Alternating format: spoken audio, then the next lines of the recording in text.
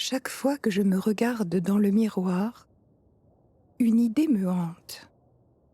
Peut-être ai-je une origine asiatique.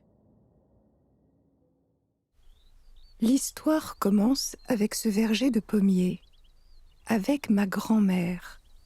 Quand j'étais petite, ma grand-mère m'avait dit que des travailleurs chinois venaient souvent à la ferme pour apporter leur aide. Ils se rendaient dans le verger de pommiers et emportaient des pommes. Quand je commençais à poser des questions, ma grand-mère se taisait. Ma grand-mère est née en 1897. Quand elle était jeune, c'était une époque cruelle, celle de la Première Guerre mondiale.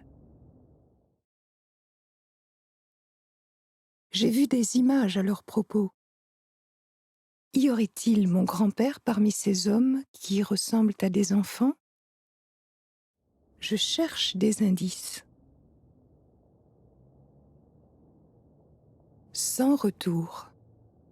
Un roman de Roger Valette. C'est un roman qui parle des travailleurs chinois qui sont 140 000 à avoir quitté la Chine pour travailler en France pendant la Première Guerre mondiale.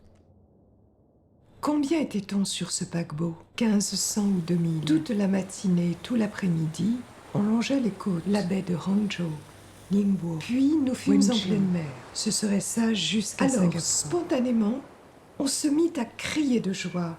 Nous étions enfin arrivés. Une nouvelle vie nous attendait.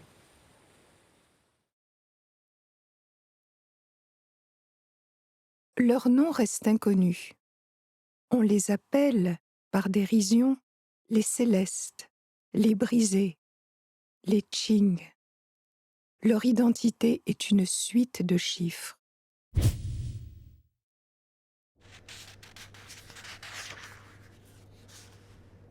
Jeanne.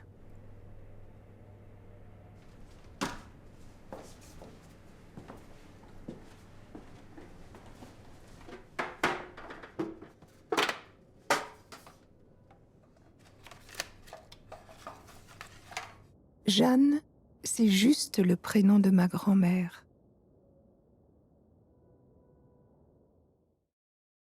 À ce moment-là, ma grand-mère, comme la plupart des femmes françaises, a répondu à l'appel de l'État. Faire le travail des hommes partis au front, se charger de la production agricole. Elle devenait cultivatrice, infirmière, ouvrière, marraine de guerre. Nous savons qu'elles ont contribué à la victoire et qu'elles ont changé le destin des femmes françaises après la guerre. Mais leurs sentiments personnels étaient dissimulés par la propagande nationale. Jeanne n'eut jamais d'autre aveu que celui-ci, des larmes dans les yeux. Si j'appris à dire « je t'aime », elle n'apprit jamais à dire « wo ai ni ». Elle avait un problème avec le mot. Je crois qu'elle aurait eu le sentiment de trahir son fiancé. Grand-mère, as-tu eu une histoire similaire à celle de Jeanne? Combien y a-t-il eu de Jeanne en France à cette époque-là?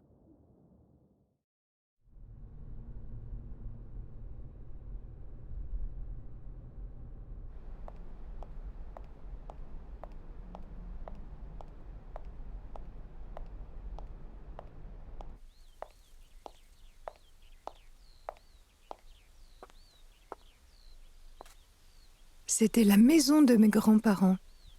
Après le décès de ma grand-mère, elle a changé de main. Mais ce pommier est toujours là.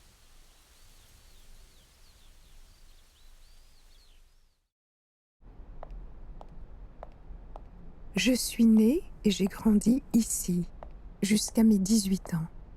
Je n'ai jamais entendu les gens d'ici parler des travailleurs chinois.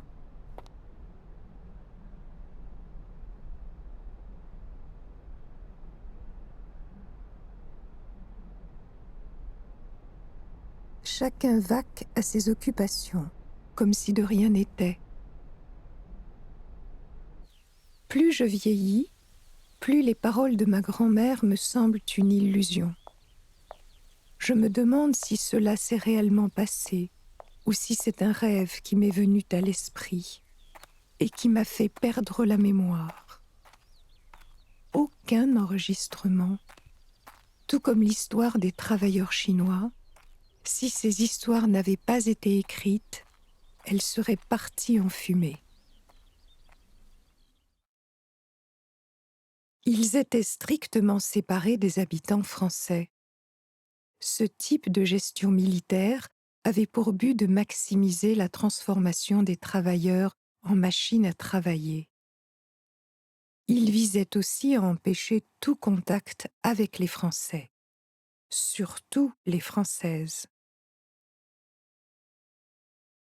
Les autorités rappelaient que si les femmes françaises prennent la nationalité de leur mari lorsqu'elles épousaient un étranger, elles se trouvaient soumises aux contraintes administratives auxquelles étaient assujettis ces derniers. Le ministre de l'Intérieur a émis une circulaire le 2 octobre 1919, largement diffusée dans la presse locale, mettant en garde les Françaises qui s'aventuraient à épouser des Chinois.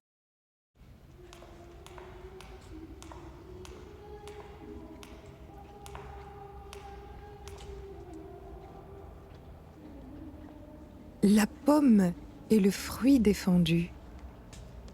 Leurs amours étaient tabous.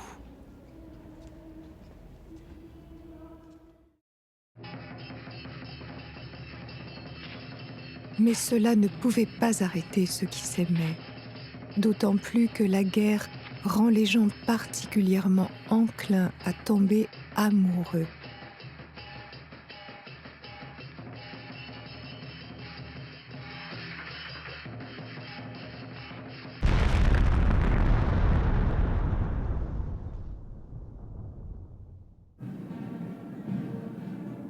L'arrivée de la victoire ne dissipe en aucun cas la cruauté de la guerre.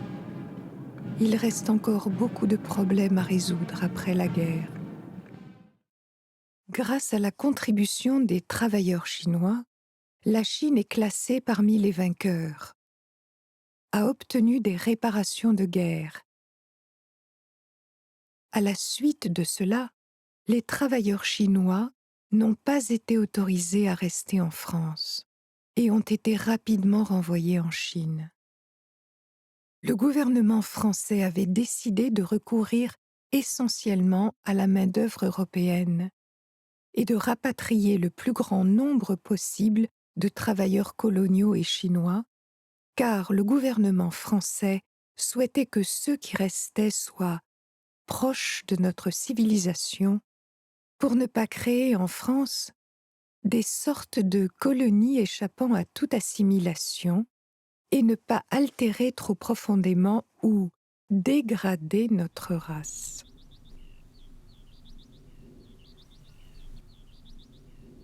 Certains d'entre eux ont fui les camps militaires afin de rester en France.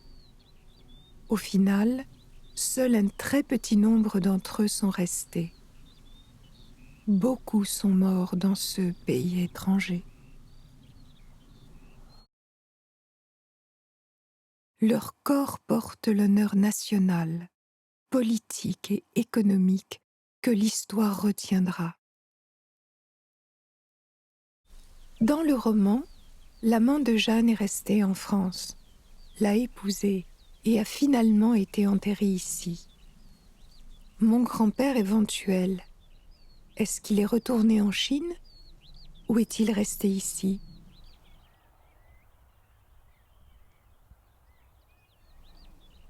La vérité, je ne la connais pas. Si ma grand-mère a eu une relation avec un travailleur chinois, à vrai dire, je ne veux pas le savoir. Mais j'espère que c'est vrai, parce que, peu importe pour lui ou pour elle, leur corps ne leur appartenait que lorsqu'ils s'aimaient.